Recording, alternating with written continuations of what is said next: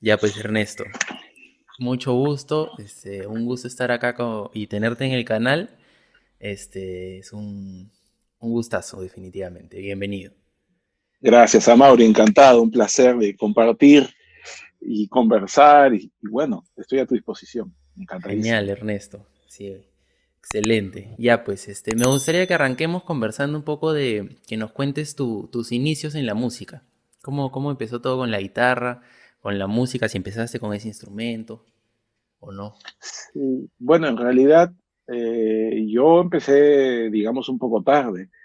Mi madre se ganó en un bingo una guitarra cuando yo tendría 3 años, 2 años, pero Ya. ella no tocaba la guitarra, ella se la ganó y, y la guitarra estaba, digamos, en una esquina siempre empolvada porque en realidad nadie tocaba guitarra en mi casa, ¿no? Claro. Entonces, lo que recuerdo era algunas veces, algún domingo ella desempolvaba la guitarra, sacaba del estuche y no sabía ni afinar, así que lo que hacía era, hacía una melodía con un solo dedo en una cuerda, ¿no? Y eso es un poco lo que hacía y después nada más. Ese Claro. fue, digamos, mi primer encuentro con un instrumento vivo, ¿no? Ajá. Luego pasaron muchos años,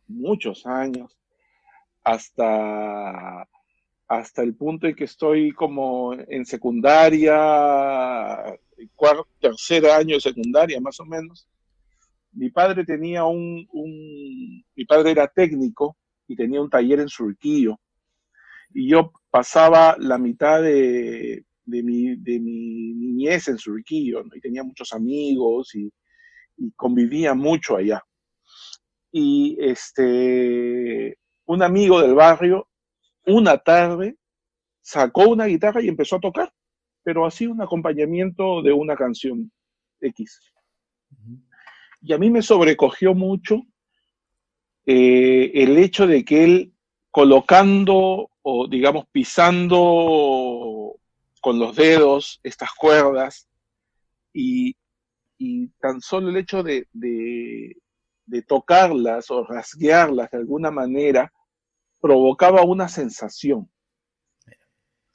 Y me acuerdo mucho del maravilloso sonido del re mayor. El re mayor, a los chicos que te están escuchando, es este acorde, ¿no? Ujú. Nada más. Y él hizo algo así, lo recuerdo perfectamente, él hizo algo así como, o algo así, nada más. Y eso a mí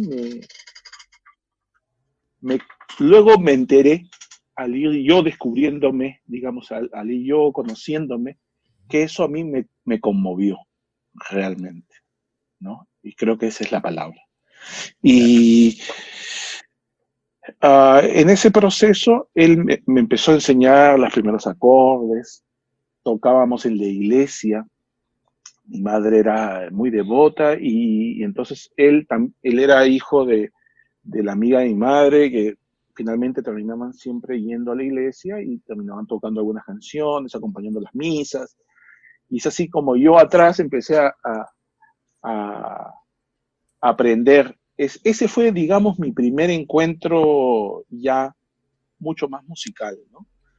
Luego en el colegio empecé a sacar, a medida que iba enterándome más de la armonía y, digamos, entendiendo un poco más o sabiendo afinar un poquito mejor mi guitarra, iba sacando a oído las canciones de la época y en el colegio ya empezaba, a veces me dejaban llevar la guitarra y empezaba a tocar algunas de las melodías porque eso era motivo para que las chicas se acerquen a escuchar. ¡Ah! Se parece mucho a la canción. ¡Ay, tocas esta canción! ¡Qué bonito! Entonces yo con el afán de que las chicas se acerquen, Claro.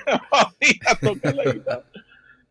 Y así, un poco así, este, empecé a tocar la guitarra, ¿no? Y poco a poco empecé a ir enterándome de todo este universo y también descubriéndome, ¿no? En este proceso digamos, final de mi vida escolar, ¿no? Mira, qué bacán. Así Y es. después de esto, ¿Tuviste algún profe? ¿Cómo fue? ¿O fue más un camino tuyo, digamos? No, considero que todos, o sea, nadie puede estar solo en el mundo, ¿no? Tenemos que tener profesores, tenemos que tener gente que son de alguna manera nuestras plataformas, nuestras catapultas, qué sé yo, nuestros pisos, ¿no? Nuestra base sólida, ¿no? Entonces, luego de terminar el año escolar, yo ya sentía que yo quería ser guitarrista. Sin embargo, mis padres no entendían eso y obviamente no querían y tenían siempre esta forma de pensar en la cual sí, el músico se va a perder en el alcohol, en las drogas, o va a estar aquí, allá, bohemio, qué sé yo. Claro.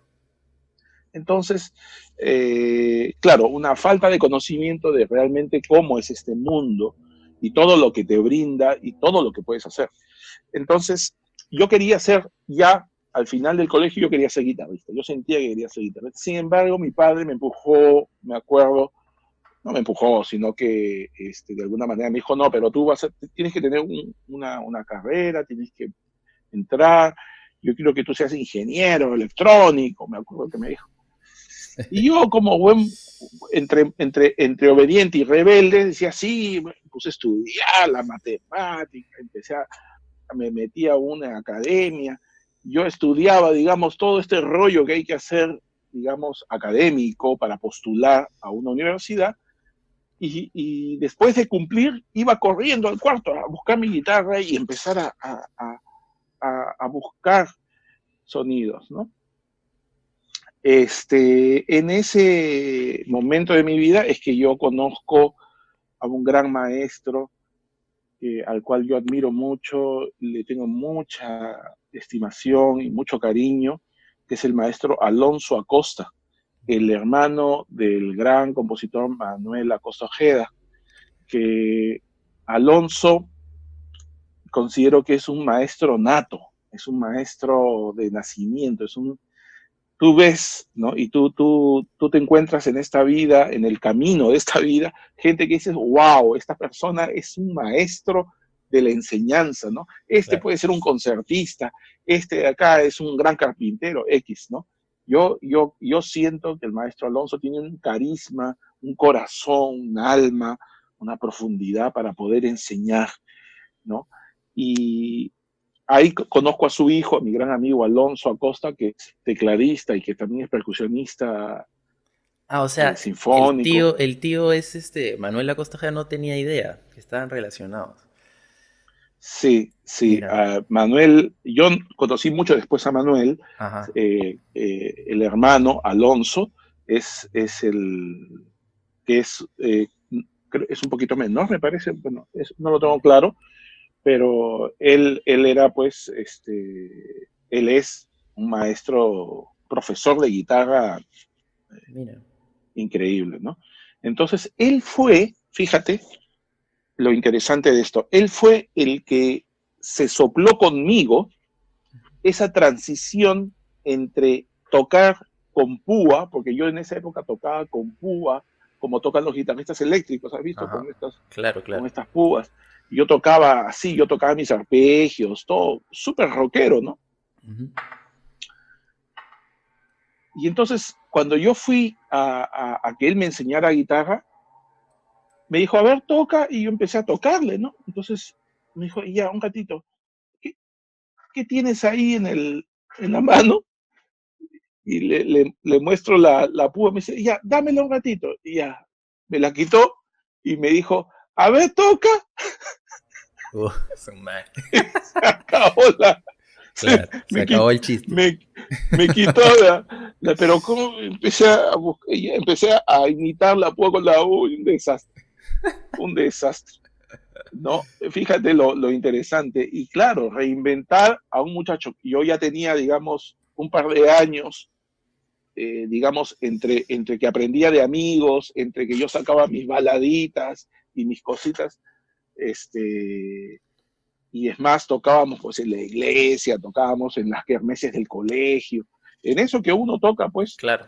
que es el momento en que uno vive todo eso, ¿no? Y que de pronto cuando llegues donde un maestro me dijo, ya, no sabes nada, se acabó, ahora vamos a empezar de cero.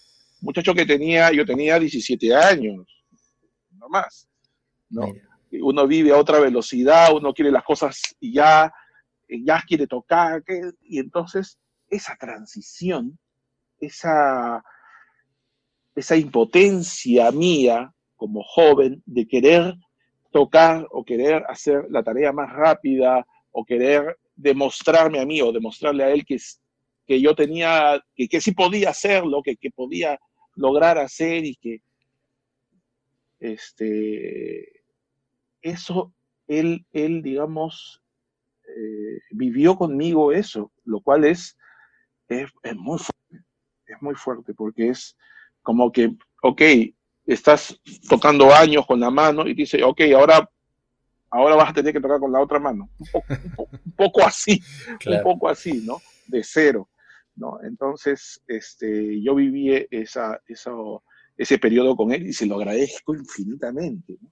Porque me abrió un mundo y claro, me empezó a enseñar música, no sabía lo que era una corchea, una semicorchea, ni una fusa, ni una confusa, ni nada de eso. Todo era, todo era de oído, ¿no?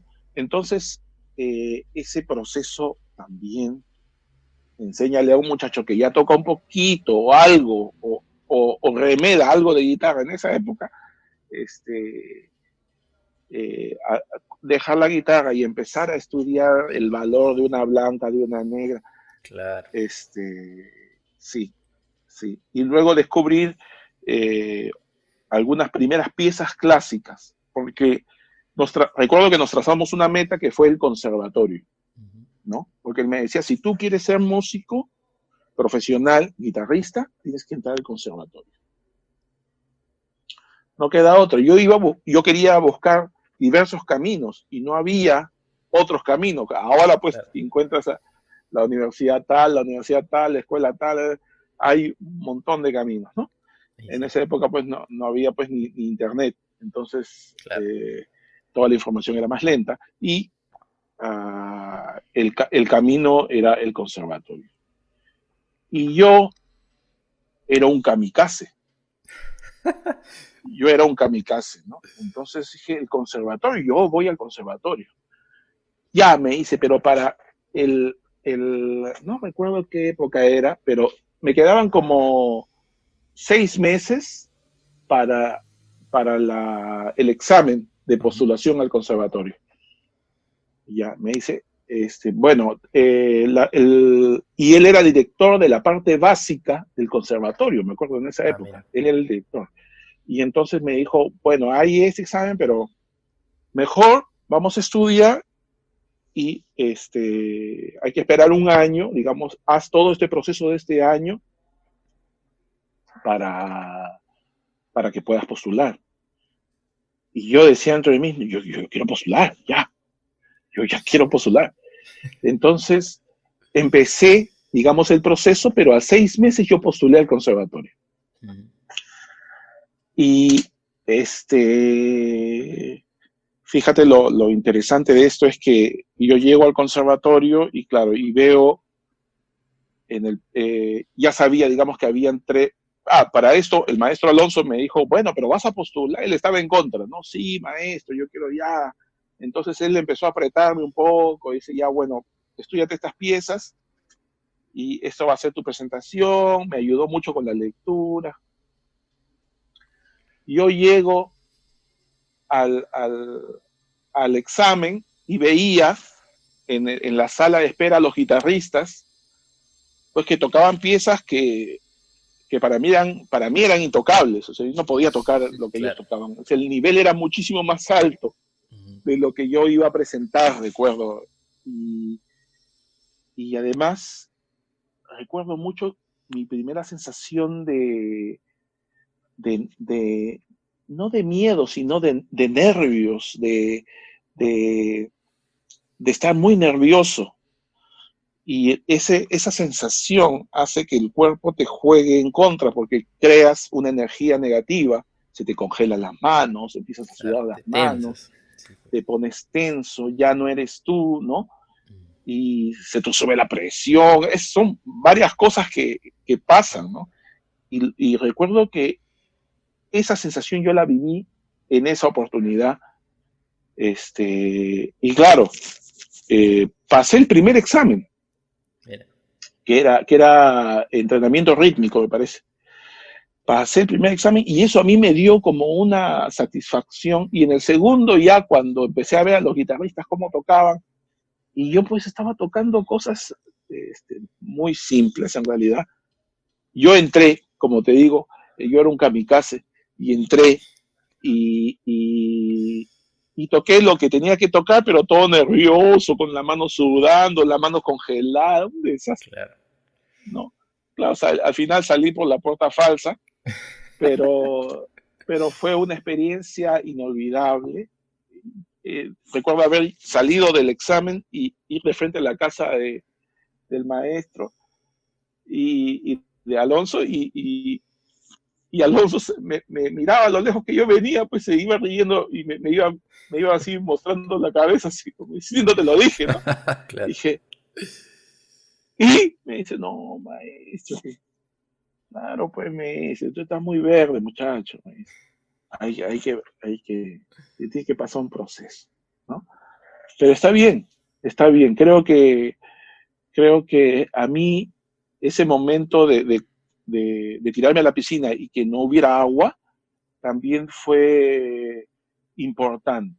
Creo Claro. que esas cosas son importantes, ¿no? Por eso son unos desafíos que te sobrepasan, pero que tú vas de frente y claro, muchas veces te das un encontronazo y ese encontronazo te ayuda a aprender, como decía Nicomé de Santa Cruz, a cucachos aprendí mi labor de colegial, ¿no? Claro. Entonces, un poco ese fue el proceso, ¿no? Y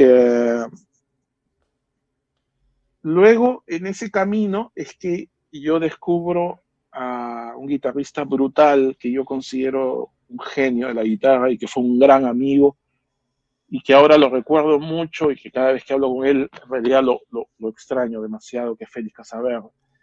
Félix, además de ser Ricardo Palmino, porque él estudió en la Gran Unidad Ricardo Palma, mi padre era de la Gran Unidad Ricardo Palma, Mira. así que había una afinidad de alguna manera con mi padre y Félix vivía en Surquillo, yo paraba en Surquillo, entonces hubo un encuentro muy bonito y nos hicimos muy amigos y y entonces yo cuando vi tocar a Félix, a mí me sobrecogió mucho, ¿no? O sea, yo cuando escuché a Félix Casaverde, yo quería dejar de estudiar la guitarra clásica, que era la guitarra que estaba estudiando para postular al conservatorio, y empezar a descubrir la guitarra peruana, que no la había visto por ser un muchacho tan joven de querer escuchar puro rock and roll, o sea, puro rock, toda esta movida que uno escucha cuando es muy joven. Claro. Entonces, y la música criolla yo la veía como la música que escucha mi padre, ¿no? Mi madre, ¿no? La Bueno, pero música sí estaba para presente en tu casa entonces, digamos. sí, Claro. sí, de hecho que sí, de hecho que sí. Y no solo eso, sino que la música clásica también de alguna manera estaba presente en mi casa. Me acuerdo porque en la época en que yo estudiaba en el colegio, mi padre los domingos, lo que hacía era colocar sus vinilos con la marcha de Aida, de Bizet, o ponía las cuatro estaciones, o ponía todo esto.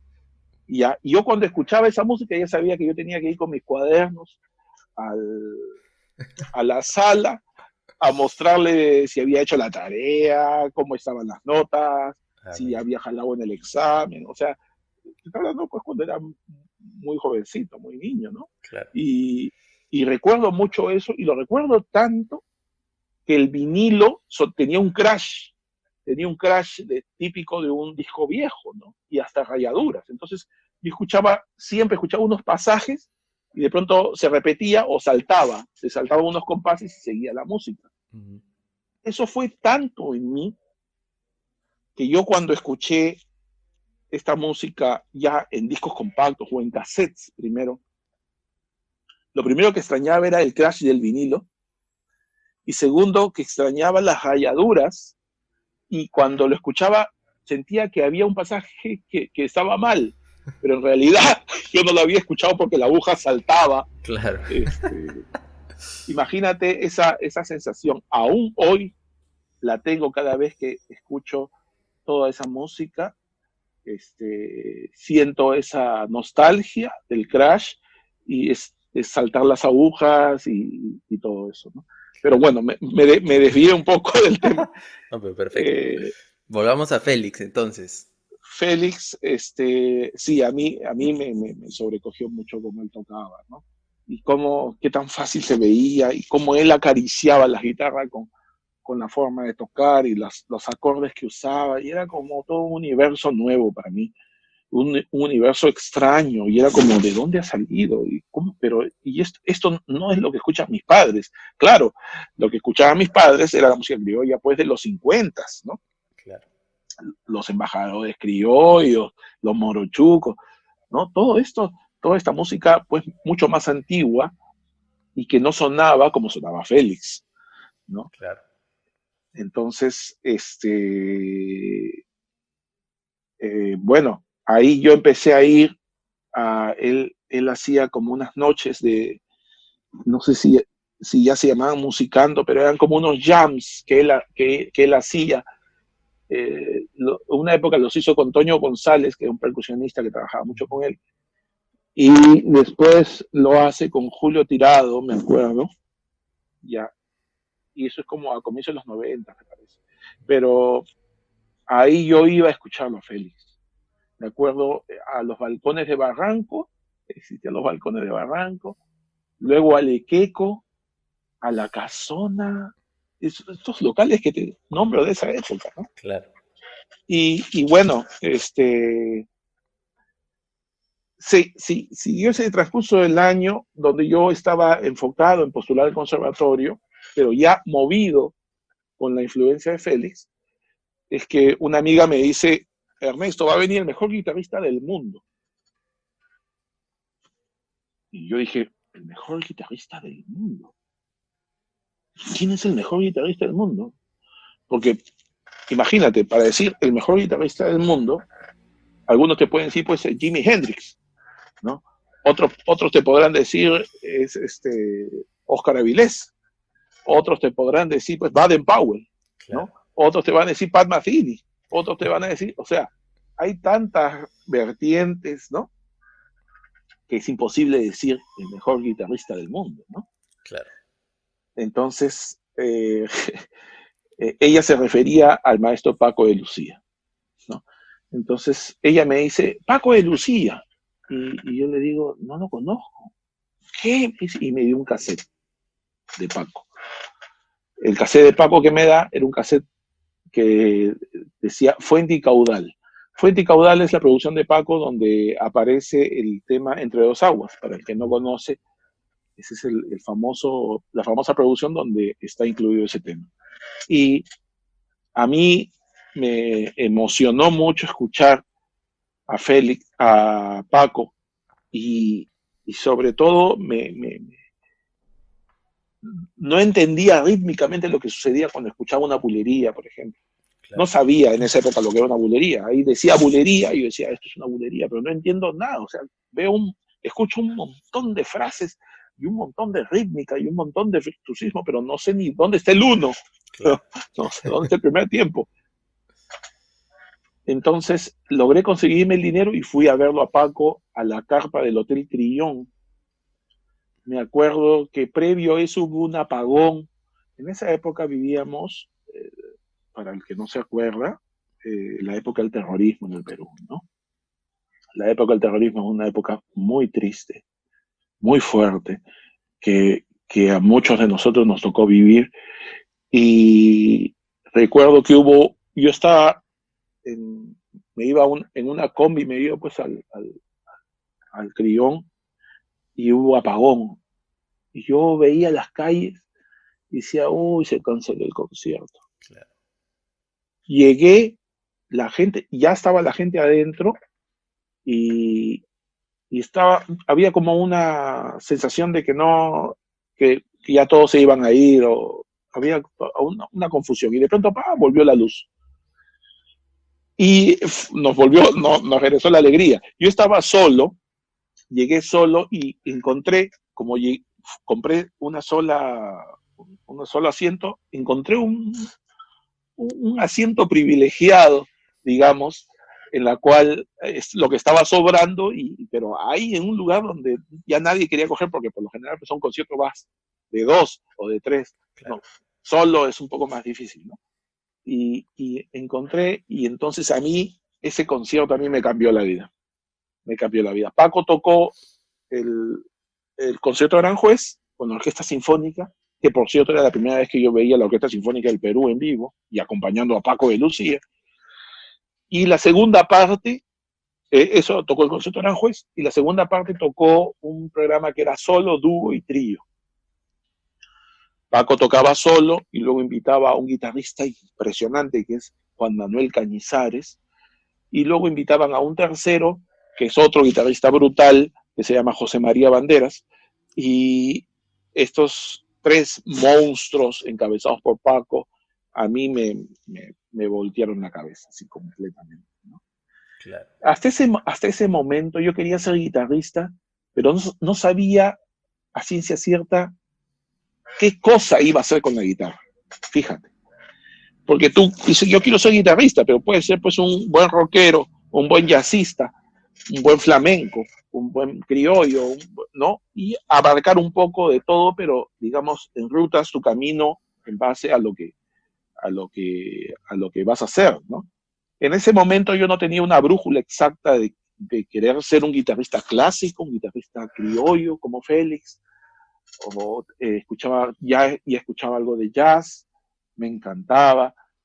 No estaba seguro, tenía una banda de rock, tocábamos rock, o sea, tocábamos rock de los 60, tocábamos los Beatles, tocábamos los Rolling Stones. Entonces, no tenía, hasta que yo vi a Paco y era como, Ya está. acabó el concierto y dijo, se acabó. Claro. Yo quiero tocar así, yo quiero tocar así.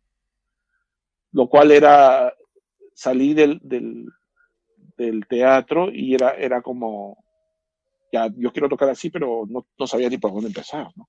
Claro. Entonces, un poco así fue mi camino hasta el punto en que yo descubro la guitarra flamenca, pero previa a ella descubro la guitarra peruana con Félix, ¿no? Claro. Entonces fue más Entonces o yo menos ve cercano el tiempo, fue como un lapso de, digamos, de un año que de un llegaron esas año dos más o menos. influencias tan grandes en tu vida, Así ¿no? es, así es, así es. Y veía a dos guitarristas entre Félix y Paco, totalmente diferentes, ¿no? Donde yo escuchaba a Paco hacer 3 millones de notas en 3 segundos, ¿no? Por exagerar, ¿no? Veía como una bola de nieve, ¿no? Una avalancha de cosas. Y de pronto volteé y veía a Félix hacer 2 notas con una caricia y con unos silencios maravillosos. Y, y, y eso a mí me puso la cabeza, me abrió la cabeza en dos así, Claro, completamente. ¿No? Yo tendría 20 años, sí los tendría, ¿no? claro, ahí ya empezaba todo eso.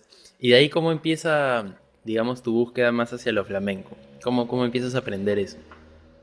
Un amigo me dice, Ernesto, hay un profesor de guitarra flamenca, he descubierto un profesor de guitarra flamenca, ya empecé mis clases, me dijo. Y le digo, ¿quién es? Me dice, es un maestro que se llama Víctor Meléndez.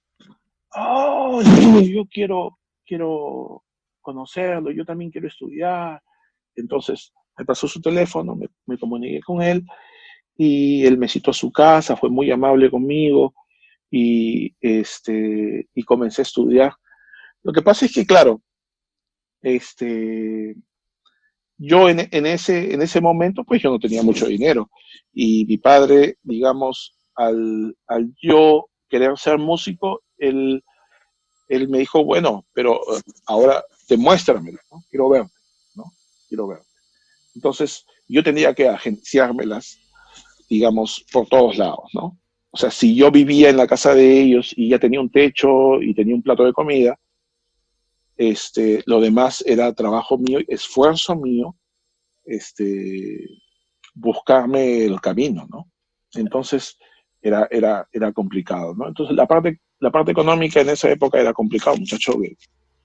Entre los apagones, los toques de queda, los coches bombas, porque por ahí nomás fue el coche bomba de Tarata, ya había habido el coche bomba de Canal 2, o sea, todo Claro, un remolino de situaciones sociales, de guerra interna, que un joven como yo y como millones hemos vivido en esa época donde además del remolino que uno vive al descubrirse, al querer madurar, ¿no? Esos pasos de madurez o de buscarse la vida o encontrarse a sí mismo, encima de eso, atropellado por esa situación de guerra interna que vivía el Perú, no, era una cosa de locos. Yo durísimo, sí. empecé a tocar en una peña por nada, o sea,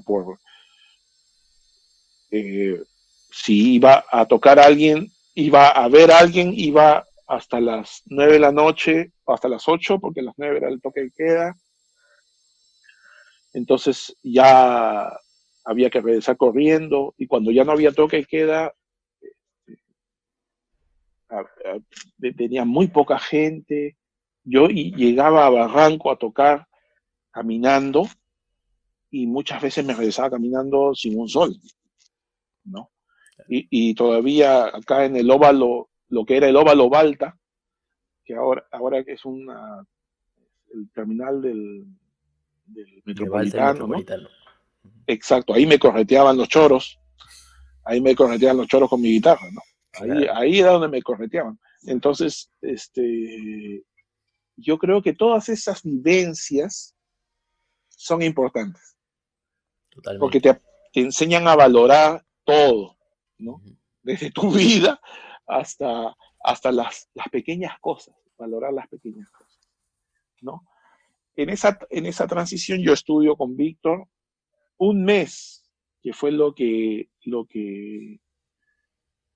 conseguí, y que ya después no podía seguir las clases por problemas económicos, pero Víctor, después de ese mes que yo había aprendido todo lo que él me había enseñado, recuerdo que pasó un mes más o menos y me llama y me dice: Ernesto, digo, ¿por qué no vienes a tocar a mi grupo y me haces la segunda guitarra? Y yo decía en mí, pero ¿cómo? Si yo soy el estudiante, el primer, o sea, yo tengo un mes este, tocando, me dice, ven, para que me hagas la segunda guitarra y hacemos algo. Y ahí es que yo empecé a aprender más. Esas fueron mis clases, esas fueron mis clases, donde yo empecé a descubrir, a conocer al mundo flamenco peruano y a descubrir cómo se trabajaba, digamos, el flamenco poco a poco en ese proceso, ¿no? Claro, y en la cancha, Paralela, digamos. paralelamente, yo seguía con el maestro Alonso, Ujú. fíjate, y ya tocaba el turno del examen al conservatorio. Entonces, yo ya había aprendido mis piezas de Tárrega, de Sor, ya, digamos, había estado trabajando mucho con él. Y entonces llegué al examen. Pasé el primer examen y en el segundo igual veía muchachos, es más, me encontré con algunos que los había visto en el primer examen, estudiando sus piezas, y había algunos que tocaban piezas más difíciles que yo, de todas maneras, porque había pasado un año. Claro, Pero yo, digamos, ya tenía una vivencia distinta al primer examen, ¿no? Y entro al conservatorio, entro al examen de guitarra y empecé a tocar. Pa, pa, pa, pa, pa, pa. Y entonces uno de los maestros me dice: muy bien, Siguiente pieza, eran 2 o 3 piezas las que había que tocar, pam, pam, pam, pam, toqué, toqué. Y a la tercera, en vez de decirme la última pieza que vas a presentar, porque ya estaba incluso en el documento, ¿no? Me dice, ya, ahora quiero que toques algo que a ti te guste. O sea, rompió un poco el protocolo, Ujú. que a mí me gusta, sí, lo que más te guste. ¿Qué nos puedes ofrecer? Yo no había preparado nada, o sea, yo tenía la cabeza partida en tres, entre los estudios con Alonso, al maestro Félix Casaverde y a Paco de Lucía, digamos, con las enseñanzas de Víctor Meléndez. Y entonces yo agarré y empecé a tocar una soleá, que ya la tocaba, digamos, en los ensayos y en algunas presentaciones que había tenido con Víctor. Y entonces el maestro me quedó mirando y me dijo, ok, Ernesto, me dice, Ernesto, acá tú tienes 2 caminos. El camino en el cual vas a venir acá a estudiar al conservatorio guitarra clásica y el camino que tú tienes como guitarrista o la música popular. Y veo que en este caso es el flamenco. Sí, me dice, muy bien. ¿Qué es lo que, sincérate conmigo, me dijo, ¿qué es lo que tú amas más? Porque yo ya me dijo lo que he escuchado, podría tener una respuesta, pero quiero que tú me lo digas. Y yo le dije, el flamenco. Ok, me dice, ese es tu camino. Pero el conservatorio, no me dice, el conservatorio, tú vas a venir acá y el conservatorio te va a pedir, te va a exigir que tú toques de esta manera, acá, aquí, con estas posiciones. Y cuando tú llegues a tu casa, vas a cambiar todas estas posiciones por la guitarra flamenca, que tiene otro sonido, otra sonoridad, otra postura. Y ya. Entonces, te vuelvo a preguntar, ¿qué es lo que tú quieres? No, a mí me gusta la guitarra flamenca. Le dije. Ok. Me dio la mano, me dijo, ya nos volveremos a ver en algún momento, esperemos que nos volvamos a encontrar y ver, y verte, ¿no? Y yo estaba desconcertado, le agradecí, pero no sabía si agradecerle o decir, pero, o sea, estaba totalmente desconcertado. Me fui, le conté al maestro Alonso, le dije que iba a cambiar el rubro, el maestro Alonso lo aceptó, y así es como yo empecé a buscar la guitarra popular. Y bueno, ahí empecé a dedicarme más en serio a la guitarra peruana y a la guitarra flamenca en paralelo, ¿no? La guitarra peruana en ese momento era la que me daba de comer. Iba a tocar a la peña aunque sea me ganaba unos centavos para el menú o para lo que sea, ¿no? Y luego iba a los ensayos y si salía un evento, bacán, porque era, digamos, de alguna manera mejor remunerado. En los shows de flamenco de esa época era un poco más de elite, ¿no? Y entonces, así es como un poco yo tracé un camino, ¿no? Ujú. Qué importante que te den esa oportunidad como de decir existen más caminos, ¿no? Cuando el entorno quizá te decía que la única forma era el conservatorio. Sí, gracias a Dios encontré estas personas y fíjate que pasaron 6 años o 5 años hasta que yo estaba ya como un guitarrista de una compañía de flamenco, como un guitarrista, como ya como solista. En 5 años, yo acompañaba a una bailadora y vamos a un evento en la cual era un evento con bastantes músicos, un evento cultural, y yo iba a acompañar a un cantador y a una bailadora de flamenco, me acuerdo, 5 años después. Y previo a nosotros estaba el maestro del conservatorio tocando unas piezas clásicas de Granados, me acuerdo, piezas españolas, porque era un evento más tirado para España, evidentemente por el flamenco también. Tenía un dúo con un flautista. Y este maestro estaba tocando, yo lo reconocí. Él, no he dicho su nombre, él es el maestro Oscar Zamora, gran maestro de la guitarra clásica y del conservatorio también.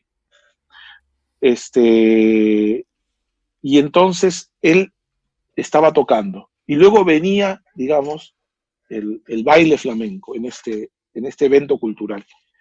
Y yo me quedé ahí, me empecé a poner nervioso porque vi al maestro del conservatorio tocando, ¿no? Y dije, yo voy a tocar en ese escenario. Y me puse nervioso. Y entonces, terminó de tocar y nos encontramos en el backstage. Y yo lo quedé mirando y decía, maestro, ¿se acuerda de mí? Me quedo mirando. Y dice, ¿qué van a tocar? Flamenco, le digo, en un momento más, vamos a tocar flamenco. Ah, flamenco. No se acuerda de mí, le digo, yo era un estudiante que postuló en el conservatorio y que le tocó una pieza flamenca. Y me quedó mirando y me reconoce. Claro, me dice. Oye, me dice, pucha diablo. Le digo, sí, le digo, me voy a quedar a escucharte. Yo decía entre mí, no, porque ya tú sabrás cuál es el problema de nosotros los músicos cuando vienen otros músicos a escucharte y pues evidentemente en realidad no vienen a criticarte, ¿no? O al Evaluarte. menos a evaluarte de alguna manera. Esa es la primera sensación que un joven tiene al ver a un maestro. Me va a venir a decir, no puse bien el dedo, no sueno bien. Claro, claro. Todo eso, todos esos fantasmas pasan por la mente de un joven, ¿no? Entonces, toqué, terminó nuestra participación y él me estaba esperando en el backstage, agarró y me abrazó y me dijo, Ernesto, te lo dije, yo tenía razón. Y me quedé con eso, Claro. me quedé con eso, me quedé con eso. Y así, así Qué especial digamos, eso. cerré un poco ese círculo, ¿no? Claro, Y bueno, eso, qué bacán, hombre. esas son las vivencias. Claro. Oye, y déjame volver a la parte de Félix y esto. ¿Llegaste a tener clases con él? ¿Cómo fue eso? Porque, digamos, ya venías preparándote para lo clásico, tenías tu parte anterior, digamos, rockera. Con lo de Félix contabas que ibas a estas reuniones que hacía en su casa, pero ¿cómo pasas a empezar ya a tocar? ¿O fue más una cosa de que lo que veías lo ibas imitando? Lo que veía lo iba imitando, lo iba aplicando en la peña en la medida de lo posible, en paralelo. De hecho, yo perseguía mucho a Félix para que me enseñe. Y cuando Félix en esos eventos de musicando, a veces Félix me invitaba, un muchacho joven que va a tocar la guitarra, y yo tocaba algo de flamenco, ¿no? Y a él le llamaba mucho la atención, oye, qué bonito, que esto, que el otro. Y eso es lo que un poco tocaba yo cuando a mí me invitaba. Claro. Entonces, cuando nos sentábamos con Félix, y yo decía, Félix, y cogía mi guitarra, así, con la guitarra en la mano, y le decía, Félix, yo quiero que me enseñe, Félix, enséñame. Félix me miraba y me decía, ¿yo qué te voy a enseñar? Si tú tocas flamenco. ¿Yo qué te voy a enseñar? No, Félix, yo quiero tocar como tú, le digo. Y me dice, ¿sabes qué? Deja la guitarra, vamos a conversar. Y nos sentábamos a conversar horas. Después, después del musicando, después del evento, nos sentábamos a conversar. Nos, imagínate que el evento terminaba a las 2 de la mañana, nos quedamos conversando hasta las 5 o 6 de la mañana. Algunas veces nos pasó así, ¿no? Conversar.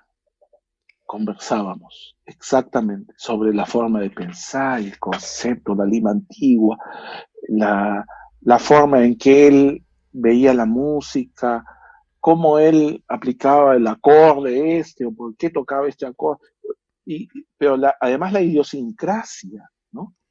La idiosincrasia del guitarrista de acompañamiento, ¿no? Félix, yo recuerdo con mucho cariño alguna vez que conversando me decía, nosotros los guitarristas de acompañamiento, que amamos acompañar a una voz cantante, tenemos que dejar el ego a un lado. Dejas el ego a un lado y tienes tu guitarra a disposición de la voz. Ahí está el secreto, Ernesto, me dice. Dejar el ego a un lado y colocar tu guitarra a disposición de la voz. ¿Sabes cuándo yo percibo a un buen guitarrista de acompañamiento? Cuando me llega el mensaje de la canción. Cuando nos enteramos de la poesía, cuando el cantor o cantora, cuando la voz llega al oyente y conmueve al oyente con el mensaje de felicidad, de tristeza, de lo que sea. Y no cuando un guitarrista, por más acordes que sepa, empieza a distraer el mensaje mostrando que sé 300.000 acordes por acá, o estoy haciendo esto por acá, o fíjate que yo hago estos acordes en vez de los otros, porque hago esto. No, me dice. Tienes que dejar el ego al lado y poner a disposición tu guitarra, la voz. Eso se me quedó a mí para toda la vida. Para toda la vida. Siempre lo comento, ¿no? Importantísimo, sí. Esas son las cosas que hablábamos con Félix. Claro. Qué bacán. Sí, sí. Y dime, después, ¿cómo fue tu camino en la música peruana, digamos? Tocabas en estas peñas, me imagino que poco a poco tuviste oportunidad de acompañar a diferentes cantantes. ¿Cómo fue eso? Sí, luego de este primer proceso en la cual yo estaba descubriendo la guitarra flamenca y descubriendo la guitarra peruana, um, empecé a tocar en peñas, recuerdo, empecé a mochilear, me fui hasta Chile mochileando de loco con un grupo de peruanos, o sea, buscarnos la vida. Yo creo que eso también es importante, ¿no? Porque es que te enfrentas a la vida, ¿no? Claro. Enfréntate con una guitarra, con un par de zapatillas, con un jean, con lo que tengas, con una mochila, con tu guitarra, y enfréntate a la vida en otros lugares, ¿no? Claro. Y a ver, y ponte, nosotros llamamos manguear en el argot, para el que no sabe, o de repente alguno de tus oyentes no lo sabe, es pues tocar de mesa en mesa por unos centavos, tocar unas cancioncitas ahí para alegrar el momento. Y eso es lo que yo hacía hasta en los mercados, me acuerdo. Bueno, eso también yo considero que de alguna manera es importante porque es una madurez, es un crecimiento, es una aventura, es un desafío, son muchas cosas, ¿no? Que uno vive en esos momentos, valentía de subirse a un bus y tocar en un bus, por ejemplo, Claro. ¿no? Y claro, estás buscándote la vida, y además con arte, ¿no? Y con mucho orgullo. Entonces, eso también me gusta mucho, digamos, tenerlo en cuenta, porque creo que es importante. Y luego ya vuelvo a Lima, llegué a Lima muy mal, recuerdo, o sea, porque nos robaron, porque pasaron muchas cosas, y llegué a Lima hasta las patas, pero con todo lo vivido, nadie te quita lo bailado, nadie te quita lo vivido, ¿no? Y empecé a tocar otra vez en las peñas, y llegó un momento en que empecé a tocar, pues, me acuerdo que tocaba en el Sachún, una época, imagínate, ese lugar, martes, miércoles y jueves, y luego a los jueves en la peña Los Poy, me acuerdo, los viernes tocaba, algunos viernes en los balcones de Barranco, después otra época todos los sábados en la esquina del parque, en estos lugares que ya hasta no existen, pues, ¿no? El Sachum creo que el Sachum creo que sí existe. Y ahí pues tocaba prácticamente de martes a domingo, Claro, qué bravo. ¿no? Y esa es una época de mucha, es una época de gladiador, digámoslo así, ¿no? En la cual, claro, tienes que tocar 3, 4 horas diarias, ¿no? El cuerpo se comporta de otra manera, eres joven y eso hace que el cuerpo responda, ¿no? Y además te enfrentas con muchas situaciones. Y al punto que yo, por ejemplo, llegaba a mi casa a las 5 de la mañana, 6 de la mañana, cerraba los ojos y escuchaba el ruido de la peña, le escuchaba en la cabeza. Claro, Los cajones, todo el ruido de la peña, todo. Lo tenía como una resonancia. claro. Así era, ¿no? Todos los días, ¿no? Entonces, pero esas vivencias hicieron que yo conociera a gente increíble, ¿no? Desde percusionistas, bajistas, guitarristas, muchos músicos, mucha vivencia, mucha alegría, mucho momento de celebrar, de celebrar la vida de alguna manera, ¿no? Y además me dio la oportunidad de acompañar a artistas que decía, ¿qué estoy haciendo acá acompañando al Sambo Cabero? ¿O qué estoy haciendo acá acompañando a Bartola? O simplemente de pronto me veía acompañando a Pepe Vázquez. O sea, esto es lo que me daba la peña también, ¿no? Que Claro. de pronto aparecía Pepe Vázquez por 30 minutos, hacía su show, se iba, ¿no? Y luego venía Lucila Campos, y entonces hacía 45 minutos, hacía media hora, y la compañía sabía cuál era la rutina de las canciones, las tonalidades, me pedían. Ya poco a poco me iba aprendiendo, digamos, la métrica y las formas que les gustaban a ellos, ¿no? Claro. Junto con otros guitarristas, no estaba solo, habían otros guitarristas también y muchos percusionistas. No, es un momento muy bonito de aprendizaje, donde hay pues de todo, ¿no? De todo. Y que creo que un guitarrista, un músico, un cantor, es vital, digamos, pasar por esas experiencias para poder aprender, ¿no? Claro. El sentarte en un escenario, acompañar a alguien y que ese cantante te diga la menor y no sabes ni qué va a cantar. Qué bravo. Ok, o que venga otro y que te diga cualquier tono, allá, cualquier Súper. tono, Claro. empezando más, y decía, ya, y cuando ya terminabas la primera introducción, me decían, paso la menor, ah, bájale medio Claro. tono, está un poquito alto, bájale medio tono, otra vuelta, sobrino. Ya que hay que bajarle medio tono al menor y hacer otra vuelta más. Y así ese tipo de aventuras Claro. que muchas veces el público no se da cuenta, pues, ¿no? Y esas son las vivencias de los músicos, ¿no? ¿Qué tal fogueo? Otro nivel. Es maravilloso, lo recuerdo con mucho cariño. Claro. Qué bacán. ¿Y cómo, a ver, o sea, de hecho tú eres una persona que ha tenido la oportunidad, más allá de todos estos inicios que has tenido, luego de viajar mucho, ¿no? De viajar sobre todo con la música peruana y para tocar para muchos públicos distintos en el mundo. ¿Cómo es esa experiencia? ¿Cómo sientes la receptividad y eso?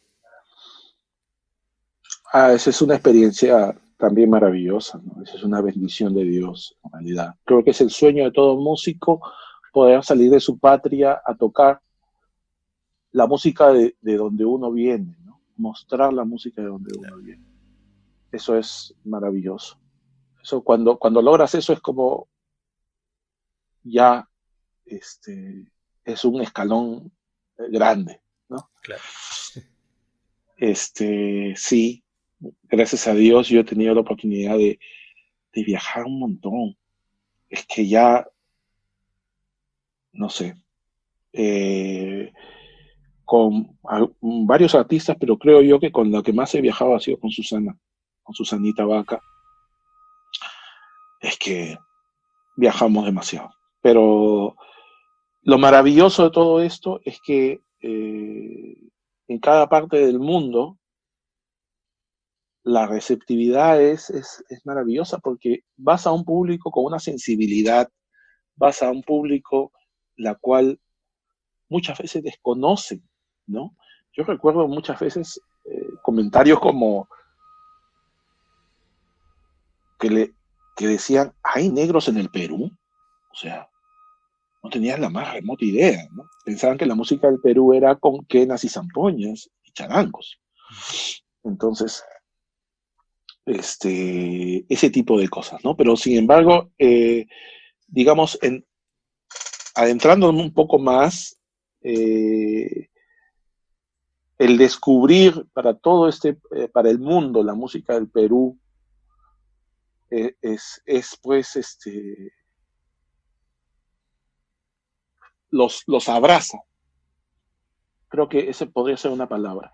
Porque la receptividad, tanto para descubrir a la música de la costa peruana, ¿no? Que es a lo que yo me dedico,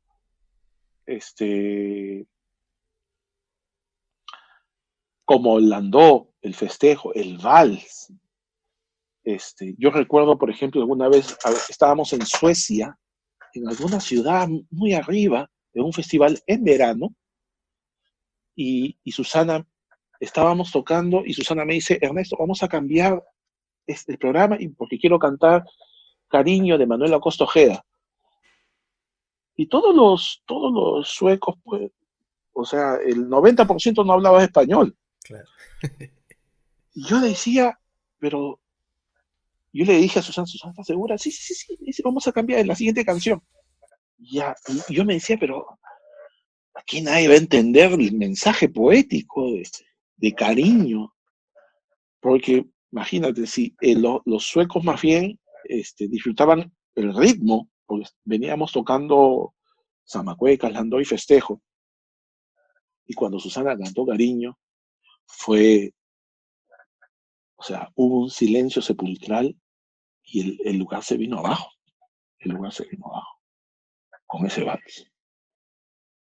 Yo estoy seguro que mucha gente no se habrá enterado de qué es lo que decía la canción, obviamente, por el idioma, pero era muy fácil descifrarlo con la interpretación de Susana. Entonces, es realmente maravilloso eso, es maravilloso. Y después haber tenido experiencias, por ejemplo, en Marruecos, estuvimos con Quincy Jones, en Marruecos estuvimos recuerdo que estábamos con Quincy Jones y Quincy Jones había traído una banda donde estaba Paulinho da Costa, estaba Richard Bona en el bajo,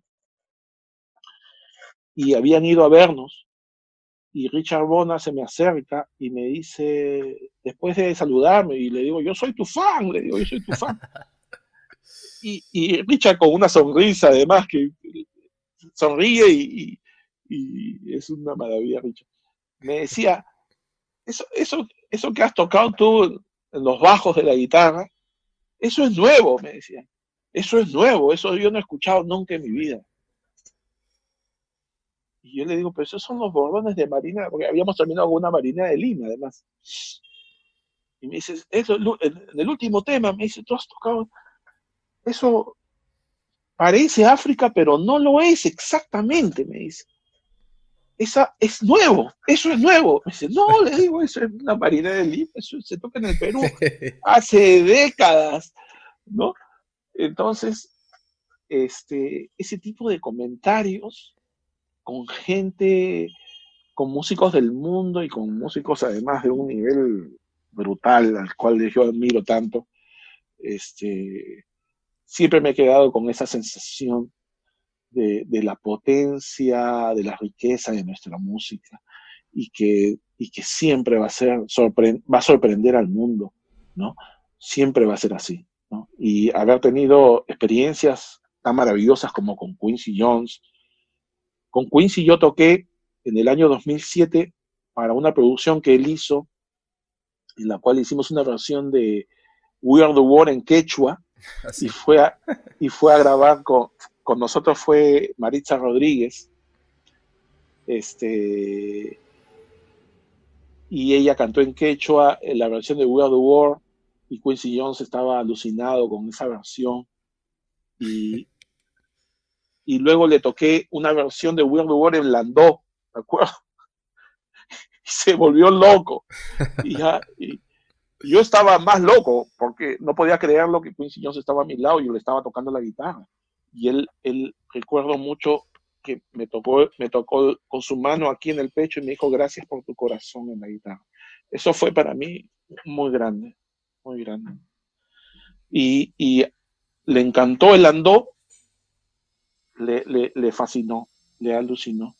Y luego, eso fue en el 2007 en Los Ángeles, pero luego cuando nos volvimos a encontrar en Rabat, en Marruecos, fuimos con Susana a tocar a la fiesta del rey y estaba Quincy haciendo un homenaje a Michael Jackson y nos permitieron ir al backstage y ahí nos encontramos con Quincy y Quincy se acordaba de mí y era como que, wow, ¿cómo se Claro. acuerda? Es que no puedo creerlo.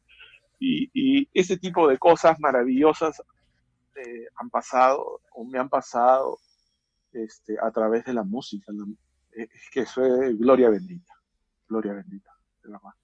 Me imagino, sí, totalmente. Y dime, esto de... A mí ¿por qué sientes que el Landó es tan apreciado afuera? Porque el andó es como el blues. Ujú. El andó es el blues del Perú. Fíjate lo que estoy diciendo, es muy probable que empiece un debate así, ¿no? Ojalá. Y que me empiecen a criticar.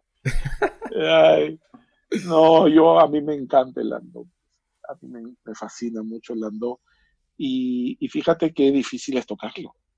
Es difícil tocarlo. Sobre todo encontrar los silencios, ¿no?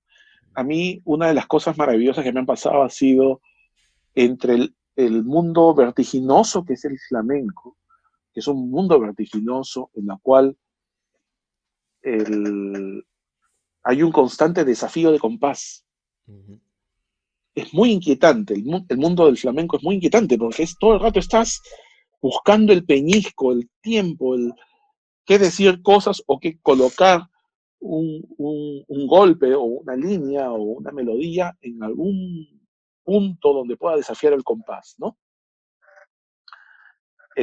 Sobre todo el mundo de la guitarra para la danza flamenca, ¿no? Entonces es un mundo vertiginoso, ¿no? Y cuando Susana me llama para acompañarla, era todo lo contrario. Entonces Susana más bien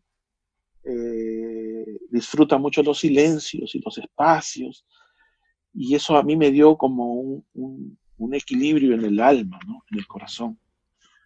Venir de un mundo vertiginoso como es el flamenco a un mundo en el cual se deja el silencio para disfrutar una nota mucho más espaciada, porque la música es para atrás y tiene estos espacios que, que lo flamenco lo tiene, pero lo tiene de otra manera. A mí me dio mucho equilibrio eso, mucho equilibrio. Y bueno, hablando de eso, el landó, pues embruja, ciertamente embruja al público que lo oye, sobre todo el público extranjero, ¿no? Este, Al oyente le encanta, le fascina por esa cadencia, por ese soul que tiene, ¿no? Y al músico más aún lo vuelve loco, porque de hecho experiencias con músicos maravillosos en el mundo, donde gente como, me acuerdo, Mark Ribot, por ejemplo, que es un guitarrista espectacular, empezamos a tocar el landó y me decía, ¿dónde está el uno? No entiendo nada, Claro. ¿no? Y entonces, eh, bueno, gente que viene, músicos de otras vertientes, se vuelven locos con el landó y su cadencia y su sensación, ¿no? Eso es maravilloso. Sí, totalmente. Sí, de hecho siempre tiene, la gente siempre afuera es como la no. Se pega un montón con eso. Se pegan Este, con el landó, pero hay que descubrir también al vals, hay que descubrir al festejo, hay que descubrir a ujú, la marinera limeña, la marinera norteña, el tondero. Para mí el tondero es la muestra de tres mundos, está ahí, en la piel misma del tondero, o sea, la cadencia andaluza está ahí, está nuestra herencia negra también está, nuestra pentatonía, nuestro llanto andino también está ahí, y todo viaja muy de la mano, es una maravilla. sí, totalmente. Ahí con eso que justo comentabas de la cadencia andaluza y esto, ¿qué similitudes entre, o quizá posibles orígenes, no lo sé, has encontrado entre el flamenco y la música peruana? Porque, por ejemplo, el festejo, en algún momento me comentaron que es bastante parecido como al tanguillo de Cádiz, no al menos en la guitarra, quizá. Uh -huh. ¿Qué conexiones has encontrado en esas influencias que has tenido? Sí, uh, bueno, hablaste del tanguillo y en el tanguillo, claro, el tanguillo que es una influencia que viene de una vertiente del norte de África hacia el flamenco, ¿no? O sea, toda esa zona de Marruecos, por ejemplo, Túnez, suena a tanguillo, suena a tango, ¿no? Entre el 6x8 y el 2 están ahí, ¿no? Este, Fíjate, si tú escuchas a Vicente Vázquez, mira, en los discos Cumanana, en el Socavón, tú vas a ver que hay un momento que él hace una llevada de, de festejo, que es un batido así.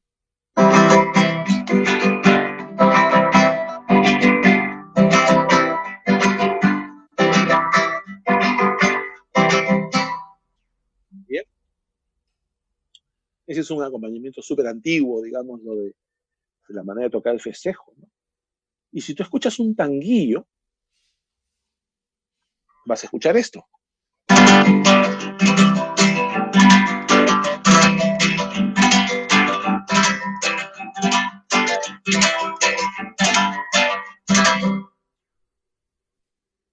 El único cambio que hay es un poco la técnica de la mano derecha.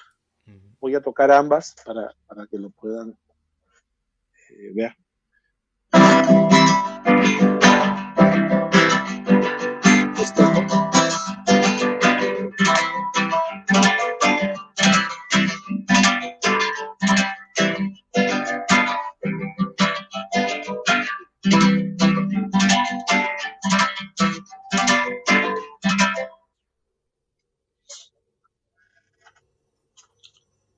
Se parecen, ¿no?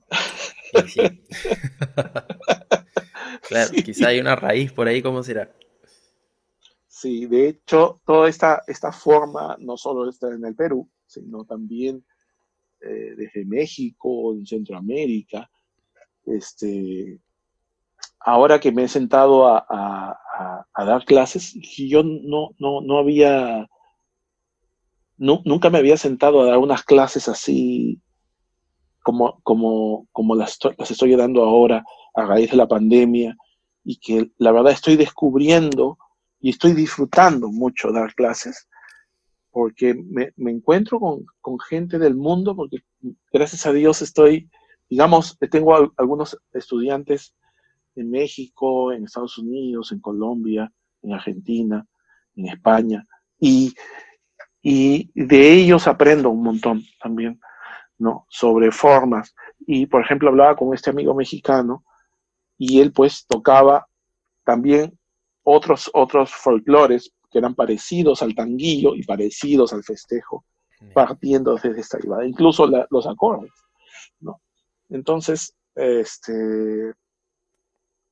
tenemos eso como un primer eh, descubrimiento, entre comillas, ¿no? Pero luego hay cosas interesantes, como el factor en la cual nosotros pensamos, los músicos del Perú, pensamos en un 6x8, pensamos en 3, en 6, en 12, en 4, en 2, todo el tiempo y en una mezcla constante, ¿no? Si tú, por ejemplo, vas a tocar una zamacueca, que se escribe en 6x8 o en 12x8, yo escribo en 6x8, pero se piensa en 3 y en 6, ¿no? Por ejemplo, A, 2, 1, 2.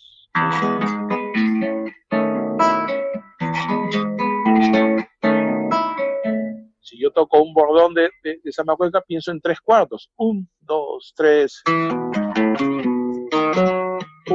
2, 3. 1, 2, 3.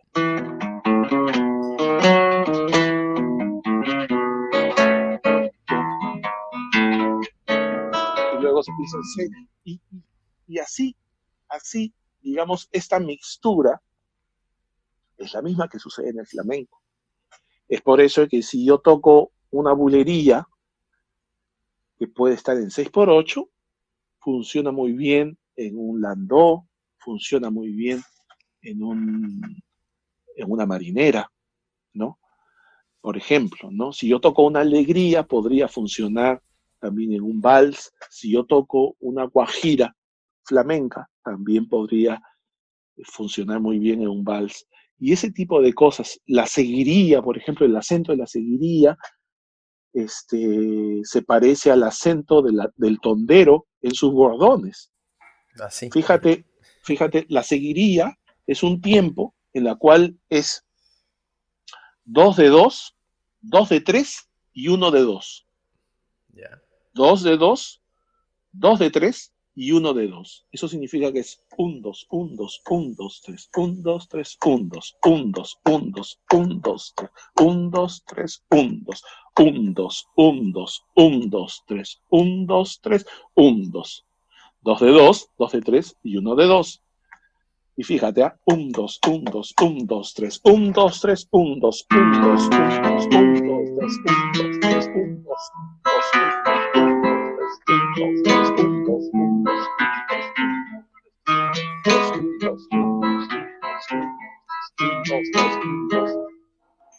Claro Ahí va. que la seguiría sería.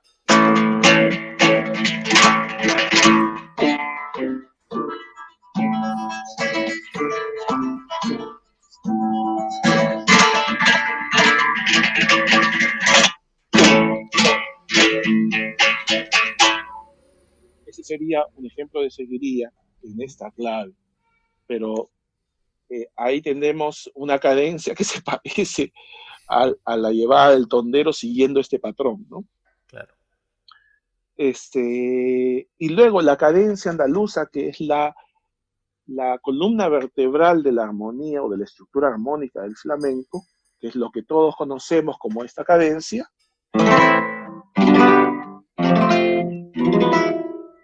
en sus diferentes tonalidades, ¿no? Esa es la columna vertebral de la guitarra flamenca, o sea, la estructura armónica, por ahí se camina. Esa la tenemos no solo en el Perú, en toda Latinoamérica, ¿no? Claro. Desde cuando se acompaña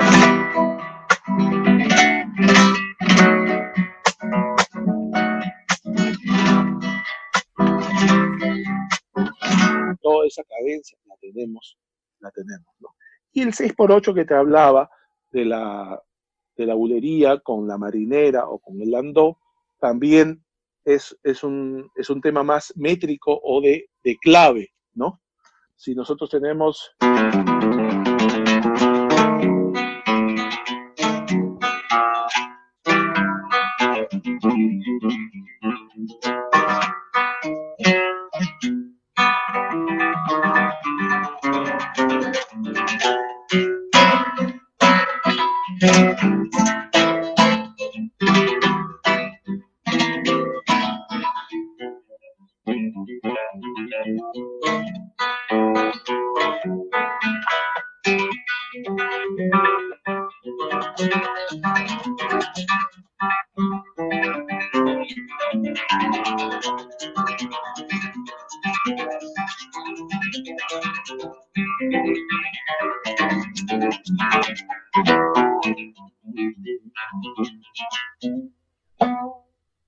por ejemplo, ahí tenemos una mixtura Ujú. entre ambas técnicas, tanto de la marinera limeña como de la bulería, y todo por la métrica, básicamente. Claro, excelente. Y dime ahí, justo que estabas tocando un poco con esto de Alzapúa y esto, ¿hay algunas grabaciones de Félix en las que me parece que utiliza el alzapúa, digamos, no con el toque típico flamenco, pero le mete? Acá está Cooper conmigo, me acompaña. Mucho gusto, Hola, Cooper, mucho Cooper. gusto. Saluda, saluda. Le encanta la guitarra. ¿Ah, sí? Sí, bueno, él no usaba una alzapúa de frente, ¿no? Claro. Pero sí, usaba esa métrica, esa cadencia de tresillo, tácara, tácara, tácara, Ujú. tácara, tácara, de alguna manera lo aplicaba a su manera, Claro. ¿no? Sí, sí, se lo he escuchado muchas veces. Sí, y también tiene bastante esto de quizá usar pulgar e índice a veces y alternar como quizá me parece que hay en algún momento el flamenco antiguo creo que también tenía bastante esto, ¿no? ¿Puede ser? ¿Cómo, cómo? Digo, que en algún momento me parece haber leído o escuchado por ahí que había esto en vez del alzapúa, tocar bastante pulgar índice. Este, o sea, él he escuchado varias cosas a Félix que como que siento que por ahí hay alguna relación, no sé. Esa es mi idea. Sí, no podría decirte eso. Ujú, Si él, digamos, haya usado algo así, en realidad, ujú, o que tenga que ver directamente con el flamenco, ¿no? De hecho, si hablas de claro, ese tipo de cosas. ese tipo de cosas, ¿no? Pero eso se usa mucho también en la marinera Sí, cuando sí. se acompaña